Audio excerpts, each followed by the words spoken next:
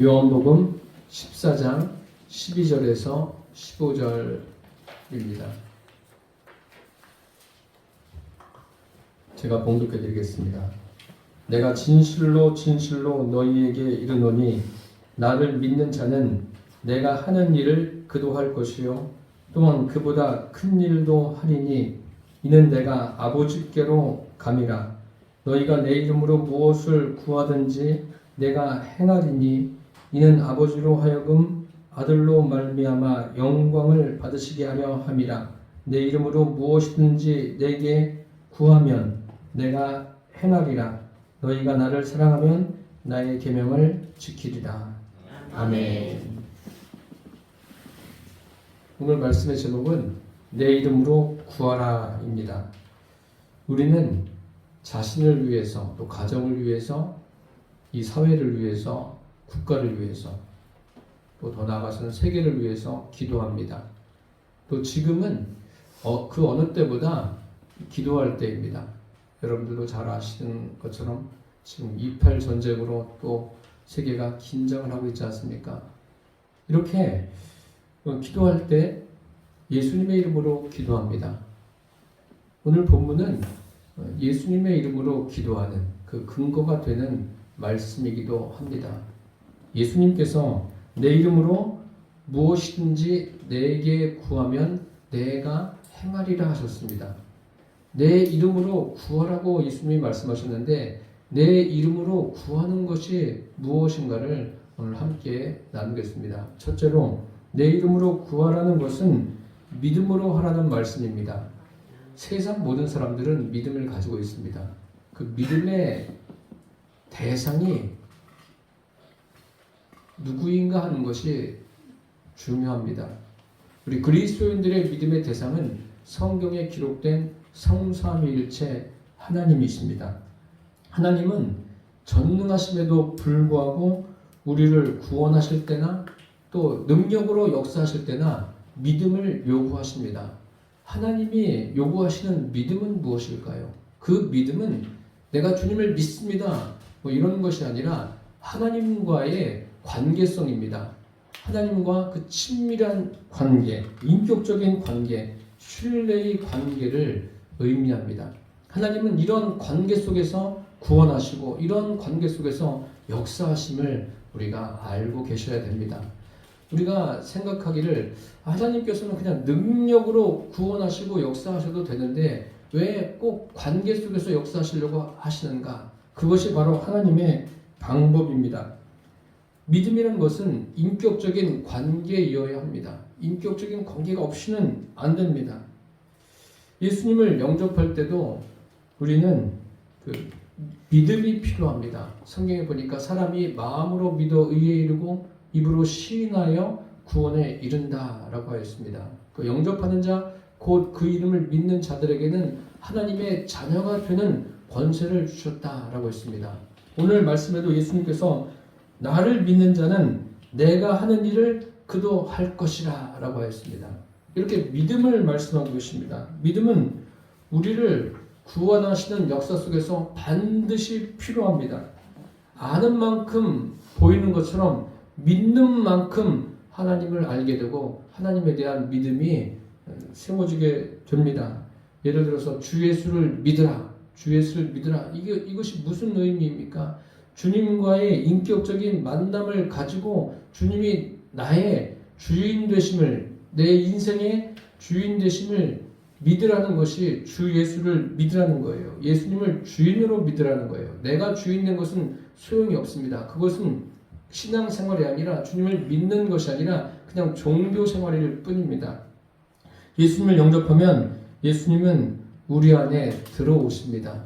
우리 안에 계셔서 또 우리의 삶을 이끌어 가시고 그렇기 때문에 저와 여러분은 우리 안에 성령으로 계신 주님을 항상 인식하고 의식하며 살게 되기를 바랍니다. 이것이 믿음이에요. 귀신 들린 자녀를 위해서 아버지가 예수님께 찾아옵니다. 예수님이 없자 제자들에게 그 자녀를 위해서 구하지 않습니까? 제자들이 귀신을 내쫓지 못합니다. 그때 마침 예수님이 오셨을 때 이 아버지가 예수님께 이렇게 말을 하죠. 아들을 보이면서 무엇을 하실 수 있거든 우리를 불쌍히 여기사 도와주소서. 예수님께서 그의 말을 듣고서 할 수 있거든이 무슨 말이냐? 믿는 자에게는 능치 못할 일이 없느니라 하셨습니다. 이 아버지가 예수님의 말씀을 듣고서 내가 믿나이다. 나의 믿음 없는 것을 도와주소서. 우리가 오늘 이러한 심정으로 주님 앞에 더 가까이 나아가게 되기를 바랍니다. 믿음 없는 것을 도와달라는 것은 뭐예요? 인격적으로 주님을 만나기를 소망하는 겁니다. 예수님은 믿음에 대해서 매우 실제적이고 구체적으로 말씀하셨습니다. 믿음이라는 것은 추상적인 것이 아니에요. 실제적인 것이 되어야지 저와 여러분의 믿음이 성숙할 수 있습니다. 예수님께서 이렇게 말씀하시죠. 내가 문 밖에서 두드리노니 누구든지 내 음성을 듣고 문을 열면 내가 그에게로 들어가 그로 더불어 먹고 그는 나로 더불어 먹으리라 하셨습니다. 매우 구체적이고 실제적인 겁니다.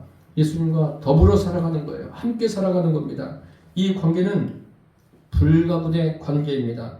내가 예수님을 주님으로 믿고 따르는 것조차도 주님의 은혜예요. 나에겐 공로가 아무것도 없습니다. 우리가 주님을 주님이라고 알고 부를 수 있는 것, 믿을 수 있는 것, 이 모든 것이 하나님의 은혜입니다. 성령으로 아니하고는 누구든지 예수를 주라 시인할 수 없다라고 했습니다. 예수님을 주님으로 고백하는 것은 입술의 고백이 아니라 내 안에 성령님이 오셔서 그런 고백을 할 수 있도록 하신다는 것을 우리가 잊지 않기를 바랍니다.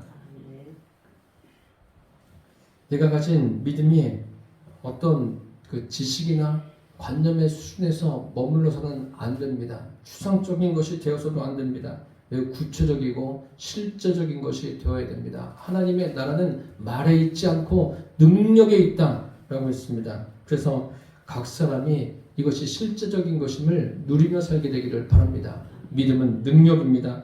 하나님의 구원을 보는 능력, 하나님의 역사를 삶을 통해서 보는 능력입니다. 예수님께서 백부장이 그 하인의 중풍병을 고치기 위해서 나왔을 때 이렇게 말씀하십니다. 내 믿음대로 될지어다 라고 하십니다. 예수님과 백부장과의 대화를 보면 백부장은 예수님이 하실 것을 믿는 믿음을 가지고 있었습니다. 그 믿음을 가지고 나오니까 예수님은 그가 백부장이기 때문에 야, 참 저 사람이 대단하구나. 그럼 뭐 외형적인 것을 본 게 아니에요. 거기에는 관심이 없습니다. 그의 심령에 관심이 있는 거예요. 오늘도 예수님은 우리의 심령에 관심을 가지고 계십니다. 우리의 심령에 어떤 믿음을 가지고 있는가? 그것은 사람의 평가가 아니라 주님이 알고 계십니다. 그래서 이 백부장에게 내 믿음대로 될지어다 라고 예수님께서 선언하셨습니다. 그대로 되었습니다. 그 믿음 그대로 되었습니다. 또 예수님께서 여리고에 가셨을 때 한 맹인이 나오지 않습니까? 그 맹인에게 예수님께서 내게 무엇을 해주기를 원하느냐? 그러자 이 맹인이 선생님이여 보기를 원합니다. 그때 예수님께서 이렇게 말씀하시죠. 너의 믿음이 너를 구원했다. 우리가 가지고 있는 믿음이 구원의 믿음이 확실하십니까?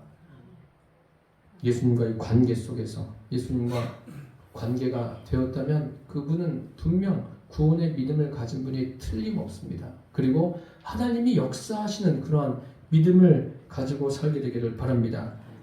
믿음을 소유한 사람은 그 믿음대로 이루어집니다. 그래서 성경에 있는 사람들만 그런 하나님의 능력을 경험하는 것이 아니라 오늘 이 시대를 살아가는 저와 여러분도 주님 주시는 그 믿음의 능력을 경험하게 되기를 축복합니다. 둘째로 내 이름으로 구원하는 것은 한계를 뛰어넘으라는 말씀입니다. 야고보서에 보면 행함이 없는 믿음은 그 믿음 자체가 죽은 것이라.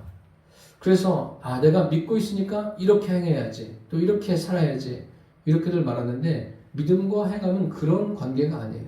믿음과 행함은 동전의 양면과 같습니다. 함께 가는 거예요. 믿으면 행해야지 뭐 이렇게 생각하고 하지 않아도 믿는 바가 삶으로 그대로 나타나게 되어 있습니다. 저와 여러분이 그 믿음의 수준이 그렇게까지 높아지기를 바랍니다. 그래서 믿음과 행함이 하나 되어 나타나려면 내가 가지고 있는 여러 가지 한계 상황들을 뛰어넘어야 합니다. 사람들은 지식을 가지고 있지 않습니까? 여러분들도 다 지식을 가지고 있어요. 그런데 그 지식이 어떤 역할을 하냐면 자기가 알고 있는 만큼 사람들이 믿음을 갖는 거예요. 설교를 들어도 알고 있는 만큼만 믿으려고 합니다. 모르고 어떤 이해가 되지 않으면 믿지 않으려고 하죠. 이 같은 지식의 한계를 뛰어넘어야 된다는 거예요. 이 지식의 한계를 뛰어넘는 것은 다시 표현하면 자기 부인과도 같은 겁니다. 그리고 하나님께서 성경에 보면 온 우주 만물을 말씀으로 창조하셨습니다. 그리고 하나님이 하신 그 역사를 보십시오. 다양한 역사를 일으키지 않습니까? 복음서에 보면 예수님께서 뭐 병든 자도 낫게 하고 귀신도 내어 쫓고 또 필요한 것도 사람들에게 공급하시고 이런 다양한 역사를 하셨습니다. 그것을 알고 있는 그 지식 수준에 머무는 것은 안 됩니다. 그것을 뛰어넘어야 돼요. 그것은 그 시대에 있었던 일이고 이 시대에는 뭐 그런 일은 뭐 일어나지 않는다. 뭐 이렇게 생각한다는 것은 믿음을 가진 것이 아니에요. 그런 지식의 한계를 뛰어넘는 그런 믿음을 저와 여러분이 갖게 되기를 바랍니다. 내가 알고 있는 범위 내에서만 믿으려고 하는 것은 그것은 믿음이 아닙니다. 그리고 사람들은 또 자기가 가지고 있는 경험 내에서만 무엇인가 믿으려고 하는데 역시 경험의 그 한계도 뛰어넘어야 됩니다. 경험으로 믿음의 한계를 정하지 마십시오. 그 이스라엘 백성, 출애굽한 이스라엘 백성들이 그런 것 아닙니까? 과거에 경험했던 그 애국에서 경험했던 그것을 버리지 못하고 또 하나님께서 그들에게 다양한 것을 경험하게 하십니다. 그 경험한 것에서 끝나는 거예요. 그 이상은 바라보지 못해요. 하나님을 그 이상으로 생각하지를 못합니다. 이렇게 사람의 지식과 경험에 머무는 것은 하나님의 역사를 제한하는 행동입니다. 뭐 우리가 하나님의 역사를 제한한다고 해서 하나님께서 거기에 제약을 받는다는 그러한 의미가 아닙니다. 우리가 제한을 받는 거죠. 예수님께서 말씀하십니다. 내가 하는 일을 그도 할 것이요 그보다 더 큰 것도 할 것이라 했습니다. 그리고 믿는 자에게는 능치 못할 일이 없다고 하셨습니다. 이 같은 주님의 말씀을 우리가 생각하면서 주님의 능력을 내 지식과 경험으로 제한하지 않기를 바랍니다. 오랜 시간 동안 살아온 것이 그런 경험이 때로는 그 주님을 알아가는데 방해가 될 수 있어요. 내가 가지고 있는 많은 지식이 주님을 알아가는데 방해가 될 수 있습니다. 이런 것에 믿음이 제한을 받지 않게 되기를 바랍니다. 하나님이 나를 통해서 얼마든지 역사하실 수 있다. 다양하게 역사하실 수 있다. 이렇게 내 마음이 하나님을 향해서 열린 마음이 되기를 바랍니다. 그래서 주님께서 나를 통해서 하실 일을 소망하면서 살게 되기를 바랍니다. 뭐 오늘날이라고 죽은 자를 살리지 못합니까? 주님께서 또 사람들에게 지혜와 지식을 주셔서 의술이 발달하게 하시고 또 과학이 발달하게 하지 않으셨습니까? 그래서 지금도 참 의학이 발달해서 많은 사람들의 병을 예전보다 많이 고치고 있지 않습니까? 그렇다고 해서 완벽합니까? 병을 고치는 의학이 발달했어도 여전히 사람이 할 수 없는 것이 많습니다. 한계 상황을 느낄 수 있는 것이, 경험할 수 있는 것이 참 많습니다. 이런 것을 통해서 저와 여러분이 인생의 연약함을 알고 주님을 더 의지하는 그런 믿음을 갖게 되기를 바랍니다. 사람이 할 수 없는 것을 하나님은 하십니다. 하나님은 능치 못할 일이 없는 분이십니다. 그래서 저와 여러분이 주님이 어떻게 그 인생을 풀어가시는가, 그것에 대한 그 소망을 갖고 살게 되기를 바랍니다. 예수님께서 복음서에 보면 이것을 실제로 보여주셨어요. 우리가 이해를 할 수 없으니까 예수님께서 직접 알게 하셨어요. 육신을 입고 땅에 오지 않으셨습니까? 이 세상에 오셨어요. 그리고 우리와 함께 하시기 위해서 오셨어요. 예수님의 이름이 뭐예요? 임마누엘 아닙니까? 예수님을 영접한 사람들에게 임마누엘이 되는 거예요. 하나님께서 우리와 함께 하시는 거예요. 사실은 육신을 입고 있으신 예수님 안에도 누가 계십니까? 하나님이 계셔요. 내 아버지라고 예수님께서 말씀하십니다. 요한복음에 보면 이런 말씀이 있습니다. 내가 아버지 안에 거하고 아버지는 내 안에 계신 것을 내가 믿지 아니하느냐? 내가 너희에게 이르는 말은 스스로 하는 것이 아니라 아버지께서 내 안에 계셔서 그의 일을 하시는 것이라. 예수님 안에 누가 계신다고요? 아버지가 계신다고 말씀하지 않습니까? 그 아버지가 누구예요? 그분이 바로 성령 하나님이십니다. 예수님도 그렇게 말씀하셨어요. 그리고 그 성령 하나님의 그 인도함에 따라서 예수님도 인도를 받는 거예요. 우리 안에 누가 계십니까? 성령님이 계십니다. 저와 여러분이 그 성령님의 인도를 받는 삶을 살게 되기를 바랍니다. 그래서 성령님이 우리 안에 들어오신 이유가 무엇입니까? 너희가 가진 지식이나 경험이나 또 다양한 정보에 제한을 받지 말라는 거예요. 주님을 믿는 일에 있어서 그러한 것이 나를 하나님과 관계 속에서 제한하도록 하지 말라는 말씀입니다. 그래서 주님은 우리 안에 성령으로 오신 이유는 그러한 주님의 은혜들을 더 풍성하게 누리게 하시기 위해서 우리 안에 들어오셨습니다. 이것을 막고 방해하는 것이 누구예요? 마귀예요.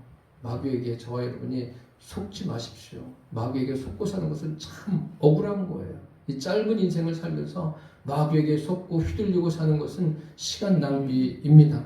우리는 그 어떠한 경우로도 어떠한 일로도 주님의 그 능력을 제한하지 않게 되기를 바랍니다.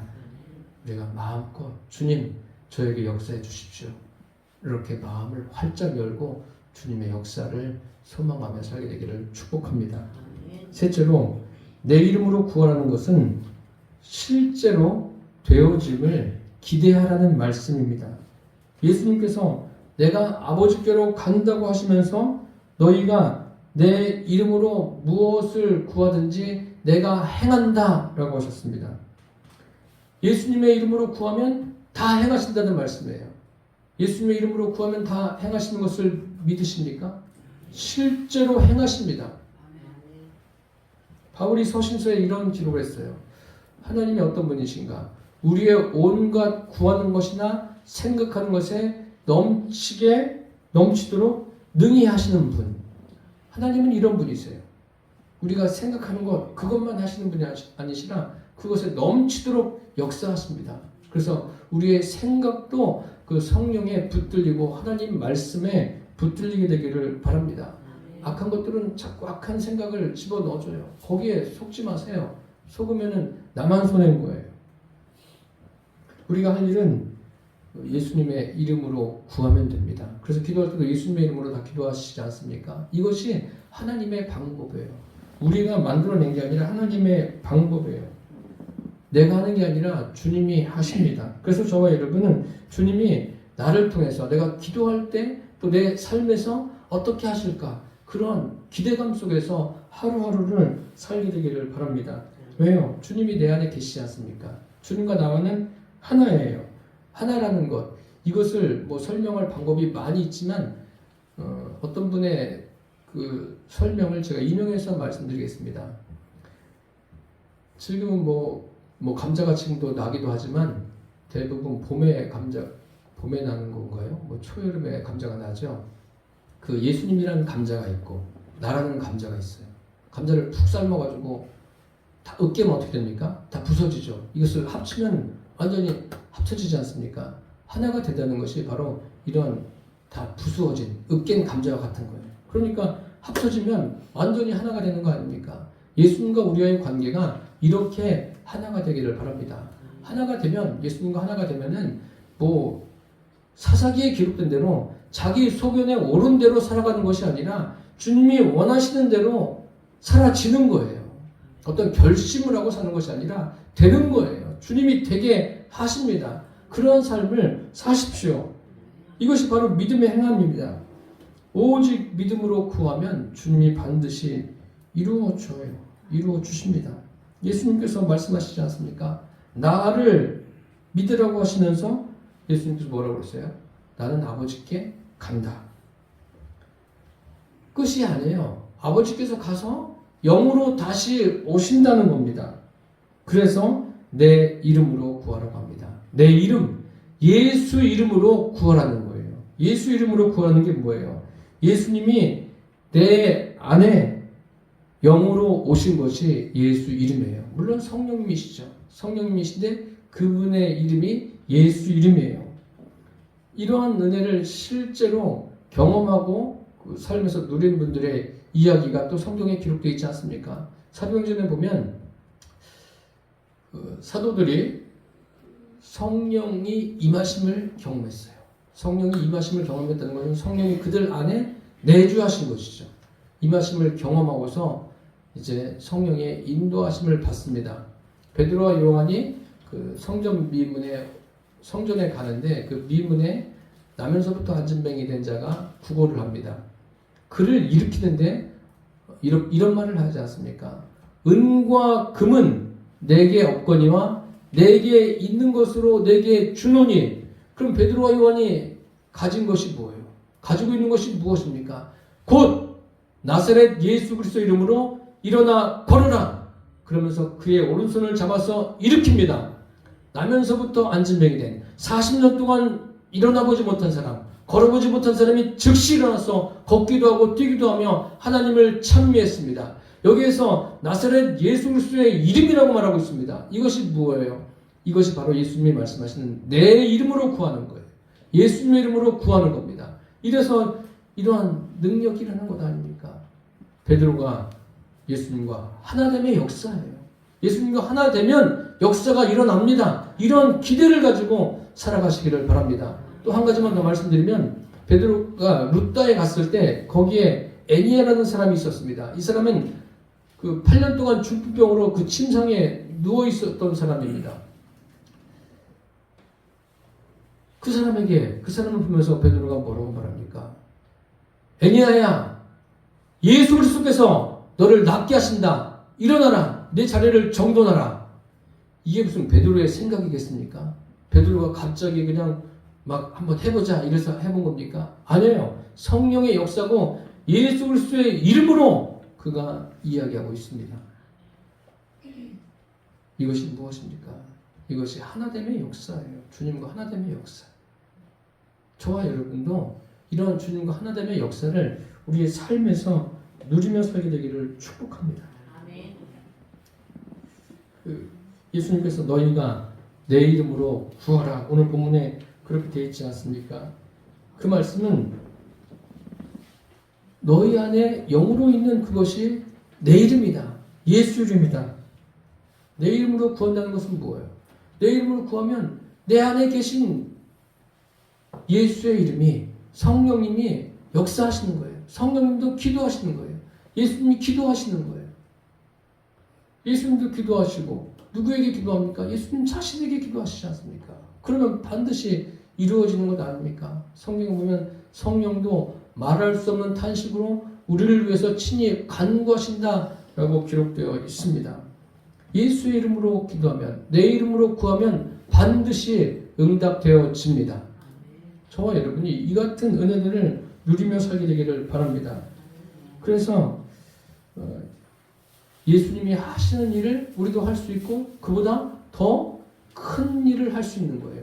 내가 하는 게 아니라 내 안에 계신 성령으로 예수 이름으로 되어진다는 것을 잊지 않게 되기를 바랍니다. 예수를 믿는 사람들은 예수님의 이름을 바로 알고 믿는 사람입니다. 예수님을 소유한 사람이에요. 예수 이름으로 구하는 사람이고 예수 이름으로 행하는 사람이에요. 그 사람이 곧 예수 믿는 사람입니다. 그래서 여러분들이 예수님을 믿어도 예수님이 원하시는 대로의 믿음을 갖고 살게 되기를 바랍니다. 이런 사람들은 예수님이 하신 일뿐만 아니라 그보다 큰 일을 하는 것을 보게 될 줄 믿습니다. 내가 가지고 있는 그러한 지식이나 경험, 그 어떠한 정보로도 예수님 하시는 그 일을 제한하지 마십시오. 하나님은 전능하십니다. 능력이 무한하신 분이십니다. 예수님을 통해서 역사하신 것처럼 저와 여러분을 통해서도 역사하시는 것을 우리가 누리시고 이 땅에서도 주님과 함께 승리하며 살게 되기를 축복합니다. 기도하겠습니다. 살아계신 주님, 예수님께서 친히 내 이름으로 구하라 하셨습니다. 우리가 주님과의 인격적인 관계 속에서 믿음으로 구하게 하여 주시고 그 주님과 친밀해지는데 제한이 되는 모든 것들을 다 물리치게 하여 주옵소서.